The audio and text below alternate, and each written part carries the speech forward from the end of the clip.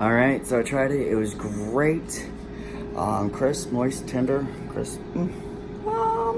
Anyway, I told you I'd give you a little bit of ingredients, what's going on with it, this dish, this stuffed chicken breast. All right, so what I did is you take 3 to 4 chicken breasts, you slice it in half, but you don't slice it all the way. You want to be able to close it like a hinge. And then what I did was I took some broccoli because it didn't have asparagus, so I wanted to try something different, I guess. Steam the broccoli, let it cool, let it dry out a little bit, patted it out, and then I chopped it up. I took some onion, I took a half an onion, diced it, and then I took some room temperature cream cheese, some hard butter that I just took out of the refrigerator, and then I kind of mashed them together.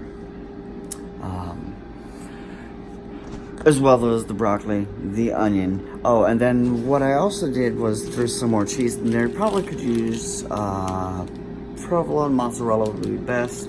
But what I used was the shredded Monterey Jack, cheddar quesadilla, and asadero cheese.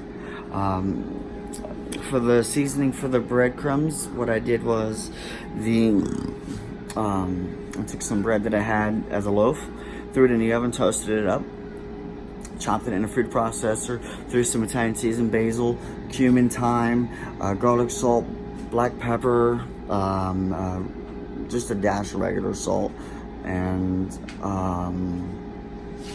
did I say parsley? Anyway, mix that all together with the egg wash.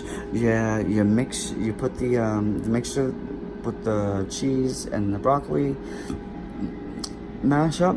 You throw that inside on an even layer of the chicken breast, and then you take the chicken breast, fold it over, kind of fold it. If you have a toothpick or a cooking twine, that would be best, but I didn't have that, so folded it over. I went, threw it in the wash, double dredged that, threw it in the air fryer for about 12 minutes. You might need to adjust the cooking time. I did it for about 375 for about 12 minutes.